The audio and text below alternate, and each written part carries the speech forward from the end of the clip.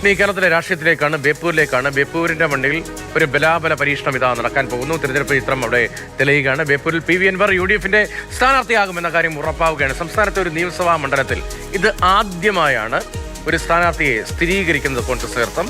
ഇടതുകോട്ട എന്ന വിളിപ്പേരുള്ള കഴിഞ്ഞ കുറേ കാലമായി ഇടതുപക്ഷം വിജയിക്കുന്ന ബേപ്പൂരിൽ മന്ത്രി മുഹമ്മദ് റിയാസിനെ വെല്ലുവിളി ഉയർത്തുമോ PV അൻവർ എന്ന ചോദ്യമാണ് രാഷ്ട്രീയമായി വലിയ തോതിൽ ചർച്ച ചെയ്യപ്പെടുന്നത്. ഇന്ന് KPCC അധ്യക്ഷൻ തന്നെ അൻവർ മത്സരിക്കുന്നു എന്ന കാര്യം വ്യക്തമാക്കുന്നുണ്ടായിരുന്നു. ബേപ്പൂരിലൊക്കെ PV അൻവർ വെച്ച് പ്രചാരണം ആരംഭിച്ചു. അദ്ദേഹം ജയിച്ചു വരും. ബേപ്പൂർ MLA ആയിരിക്കും. ബേപ്പൂർ തന്നെ ആയിരിക്കും. ഉറപ്പായിട്ടും. ഇംതിയാസ് കരീം നമുക്ക് വിവരങ്ങളുമായി കോഴിക്കോട്ട് നേരുന്നു. ഇംതിയാസ്, അദ്ദേഹം മത്സരിക്കും, ജയിക്കും എന്ന് KPCC അധ്യക്ഷൻ പ്രഖ്യാപിക്കുമ്പോൾ UDFിലെ ആദ്യത്തെ ഒരു സ്ഥാനാർത്ഥിയാണ് ഔദ്യോഗികമായി സ്ഥിരീകരിക്കുന്നത്. ഇപ്പോൾ സിറ്റിംഗ് MLA മാർ മത്സരിക്കുമ്പോൾ 1-2 മാറ്റങ്ങൾ മാത്രമാണെന്നൊക്കെ പറയുമ്പോഴും ഒരു സ്ഥാനാർത്ഥിയെ കൃത്യമായി പ്രഖ്യാപിക്കുന്ന തരത്തിലാണ്. മാത്രമല്ല, അൻവർ അവിടെ പ്രചാരണവും തുടങ്ങിയില്ലേ? അവിടുത്തെ ഒരു അന്തരീക്ഷം എങ്ങനെയാണ്? ഏതരത്തിലാണ് ഇപ്പോഴത്തെ അവിടുത്തെ പ്രചാരണം? CPM ഡിഫൻസിലേക്ക് പോകുന്നുണ്ടോ? കാരണം വളരെ ഈസിയായി ജയിക്കാൻ കഴിയുന്ന 10-30,000 വോട്ടിന് ജയിക്കാൻ മുഹമ്മദ് റിയാസിന് കഴിയുന്ന ഇടത്താണ് ഇപ്പോൾ ഒരു വെല്ലുവിളിയായ അൻവർ എത്തുന്നത്. അവിടുത്തെ അന്തരീക്ഷം എങ്ങനെയാണ്? രതീഷ്, തീർച്ചയായിട്ടും CPM ഒരല്പം ഡിഫൻസിലേക്ക് പോകും എന്ന് തന്നെ നമുക്ക് ഈ ഘട്ടത്തിൽ പറയാൻ കഴിയും. കാരണം കോൺഗ്രസിന്റെ ഔദ്യോഗികമായ സ്ഥാനാർത്ഥി ചർച്ചകൾ കഴിഞ്ഞിട്ടില്ല. അങ്ങനെയൊരു പ്രഖ്യാപനത്തിലേക്ക് അവർ പോകുന്നില്ല. പക്ഷെ അപ്പോഴും ഈ ചർച്ചകളൊന്നുമില്ലാതെ തന്നെ ബേപ്പൂർ അൻവറാണ് സ്ഥാനാർത്ഥി എന്ന് KPCC ഇന്ന് ഔദ്യോഗികമായി പറഞ്ഞിരിക്കുകയാണ്. അതും മാധ്യമങ്ങൾക്ക് മുന്നിൽ വളരെ വ്യക്തമായി തന്നെ പറഞ്ഞിരിക്കുകയാണ് എന്നുള്ളതാണ് കാര്യം.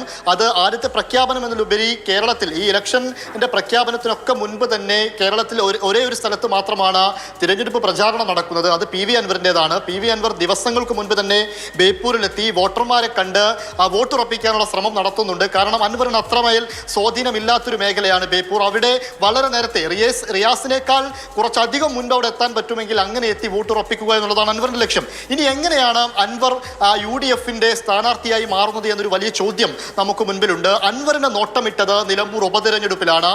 നിലമ്പൂർ ഉപതെരഞ്ഞെടുപ്പിൽ അൻവറിന് കിട്ടുന്ന വോട്ട്, ആ വോട്ടിന്റെ ഒരു ശരാശരി കണക്ക് നോക്കി നിയമസഭാ തിരഞ്ഞെടുപ്പിലേക്ക് അൻവറിനെ കൊണ്ടുവരണമോ എന്ന കാര്യം വളരെ നേരത്തെ തന്നെ UDFിനകത്തൊരു ചർച്ചയുണ്ടായിരുന്നു. മുസ്ലിം ലീഗാണ് ആ ചർച്ചയ്ക്ക് നേതൃത്വം കൊടുത്തത്. അങ്ങനെ എനിക്ക് മത്സരിക്കണമെങ്കിൽ അത് ബേപ്പൂരിൽ തന്നെ ആവണം എന്നൊരാവശ്യം അൻവർ നേതൃത്വത്തെ അറിയിക്കുകയും ചെയ്തിരുന്നു. അങ്ങനെ ഒരു ഉറപ്പ് വളരെ നേരത്തെ തന്നെ കിട്ടിയത് കൊണ്ടാണ് അൻവർ പ്രചാരണ രംഗത്തേക്ക് ഇറങ്ങിയിട്ടുള്ളത്. മുസ്ലിം ലീഗ് അതിന് വളരെയേറെ സഹായകമായിട്ട് അൻവറിനുണ്ടായിരുന്നു എന്നുള്ളൊരു കാര്യം കൂടെയുണ്ട്. ബേപ്പൂർ അല്ലെങ്കിൽ പിന്നെ തവനൂരായിരുന്നു അൻവറിന്റെ മുൻപിലുണ്ടായിരുന്ന മറ്റൊരു ഓപ്ഷൻ. KT ജലീലുമായിട്ട് ലീഗിന് വിട്ടുകൊടുക്കാൻ കഴിയുന്ന ഒരു മണ്ഡലമല്ല ബേപ്പൂർ. വലിയ വെല്ലുവിളി ഉയർത്താൻ കഴിയുകയാണെങ്കിൽ തന്നെ വലിയ നേട്ടമായിരിക്കും രാഷ്ട്രീയമായി അൻവറിന്. അല്ല, ഇനിയിപ്പോൾ ഞാൻ ഇടപെട്ടതിൻ്റെ കാരണം ഈ PM മുഹമ്മദ് റിയാസ് ബേപ്പൂർ വിടുമോ, എലത്തൂരിലേക്കൊക്കെ പോയേക്കുമെന്ന ചില ചർച്ചകളും അത്തരം ചില സൂചനകളും അത്തരം ചില അഭ്യൂഹം എന്ന് പറയുന്നതായിരിക്കും ശരിയുണ്ടല്ലോ. അതിന് സാധ്യത വളരെ കുറവല്ലേ? തീർച്ചയായിട്ടും അങ്ങനെ ഒരു അഭ്യൂഹം ഈ PV അൻവറിന്റെ സ്ഥാനാർത്ഥിത്വം വരുന്നത് മുതൽ തന്നെ തുടങ്ങിയതാണ്. പക്ഷേ റിയാസ് അങ്ങനെ പെട്ടെന്ന് മണ്ഡലം വിട്ടുപോകുന്ന തരത്തിലേക്ക് കാര്യങ്ങൾ പോകില്ല എന്ന് തന്നെ അനുമാനിക്കാം. കാരണം അതിൽ CPMന് അങ്ങനെ ആ തരത്തിൽ ആശങ്കയില്ല എന്നാണ് നമ്മൾ മനസ്സിലാക്കുന്നത്. ആര് സ്ഥാനാർത്ഥിയായി വന്നാലും അതിനെ നേരിടാൻ വണ്ണമുള്ള പ്രാധാന്യം, അതല്ലെങ്കിൽ ആ ഒരു കരുത്ത് ബേപ്പൂരിൽ ഉണ്ട് എന്ന് പാർട്ടി അടിയുറച്ച് വിശ്വസിക്കുന്നുണ്ട്. അങ്ങനെ തന്നെയാണ് കഴിഞ്ഞ ദിവസങ്ങളിലൊക്കെ CPMന്റെ ഭാഗത്ത് നിന്ന് വന്ന പ്രതികരണങ്ങൾ നോക്കുമ്പോൾ നമുക്ക് മനസ്സിലാവുന്നത്. പക്ഷേ ഇതിൽ അപ്പോഴും നമ്മൾ എടുത്തു കാണേണ്ടത് കേരളത്തിൽ തന്നെ ഏറ്റവും ഉറ്റുനോക്കുന്ന ഒരു രാഷ്ട്രീയ മണ്ഡലം, അത് നിയമസഭാ മണ്ഡലം, അത് അൻവർ അതുപോലെ തന്നെ മുഹമ്മദ് റിയാസ് മത്സരം ഒരുങ്ങുകയാണെങ്കിൽ അത് ബേപ്പൂരിലായിരിക്കും എന്നൊരു കാര്യം മുൻപിലുണ്ട്. അൻവറിൻ്റേത് വാശിയാണ്, മുഹമ്മദ് റിയാസിനെ തോൽപ്പിക്കണമെന്ന വാശിയാണ്. അതുകൊണ്ടാണ് ബേപ്പൂർ അല്ലാത്തൊരു മണ്ഡലത്തിൽ താൻ മത്സരിക്കില്ല എന്ന കാര്യമൊക്കെ പറയുന്നത്. അതോടൊപ്പം മുഹമ്മദ് റിയാസിന്റെ കാര്യത്തിലേക്ക് വരികയാണെങ്കിൽ മറ്റു മണ്ഡലങ്ങളിലേക്ക് മാറണമെങ്കിൽ പോലും ഇപ്പോൾ എലത്തൂരിലൊക്കെ AK ശശീന്ദ്രൻ ഉൾപ്പെടെയുള്ളവരെ പരിഗണിക്കുന്ന കാര്യം മുൻപിലുണ്ട്. അങ്ങനെയെങ്കിൽ ഒരു പക്ഷേ ആ തരത്തിൽ ഇപ്പം നിലവിൽ പറഞ്ഞിരിക്കുന്ന മണ്ഡലങ്ങളിലേക്ക് മാറാനുള്ള സാധ്യതയൊന്നും മുഹമ്മദ് റിയാസിന്റെ കാര്യത്തിലില്ല. പക്ഷേ മുഹമ്മദ് റിയാസിന് അങ്ങനെ ഒരു ആശങ്കയില്ലാതെ തന്നെ മുന്നോട്ട് പോകുന്നു എന്നാണ് പാർട്ടി വൃത്തങ്ങൾ പറയുന്നത്. അതോടൊപ്പം തന്നെ മുഹമ്മദ് റിയാസ് LDFിന്റെ സ്ഥാനാർത്ഥിയാകാനുള്ള സാധ്യതയാണ് പ്രബലപ്പെട്ട് നിൽക്കുന്നത്. സ്വാഭാവികമാണ്, അങ്ങനെയാണ്. പക്ഷേ കോഴിക്കോട് പഴയ കോഴിക്കോടല്ല. തദ്ദേശ തെരഞ്ഞെടുപ്പിൽ ജില്ലാ പഞ്ചായത്തിൽ അധികാരം UDF പിടിച്ചിട്ടുണ്ട്.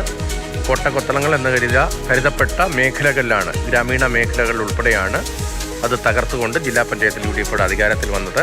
കോർപ്പറേഷനിൽ ചെറിയ വോട്ട് വ്യത്യാസത്തിൽ, ചെറിയ സീറ്റുകളുടെ വ്യത്യാസത്തിലാണ് അധികാരം നഷ്ടമായത്. അപ്പോൾ കോഴിക്കോട്ടൊരു മാറ്റത്തിൻ്റെ കാറ്റ് അവിടെ വീശുന്നുണ്ട്. അങ്ങനെ ഇരിക്കെ അവിടെ കോൺഗ്രസിൻ്റെതല്ലാത്ത ഒരു സ്ഥാനാർത്ഥി, ഒരു പക്ഷേ ലീഗിൻ്റെ സ്ഥാനാർത്ഥി ഒന്നാൾ വിജയിക്കാൻ സാധ്യതയുണ്ട് എന്ന വിലയിരുത്തലുകളൊക്കെ നേരത്തെ തന്നെ UDF ഉണ്ടായിരുന്നു. അതിൽ PV അൻവർ എന്ന ഒരു വളരെ പ്രധാനപ്പെട്ടയാൾ, ഒരു വിവാദ നായകൻ എന്ന് പറയാം, അല്ലെങ്കിൽ രാഷ്ട്രീയമായി വലിയ പ്രാധാന്യമുള്ളയാൾ എന്ന് പറയാം, അദ്ദേഹം അവിടേക്ക് എത്തുന്നത് സ്വാഭാവികമായും അടുത്ത ഫൈറ്റ് കൂടുതൽ ടഫാവും എന്ന കാര്യത്തിൽ സംശയമില്ല. ഇപ്പോൾ വിജയിക്കുന്നോ പരാജയപ്പെടുന്നോ എന്നതിനപ്പുറത്തേക്ക് രാഷ്ട്രീയ കേരളത്തിലെ വളരെ പ്രധാനപ്പെട്ട തെരഞ്ഞെടുപ്പ് ചർച്ചയായി ബേപ്പൂർ മാറാൻ പോവുകയാണ്.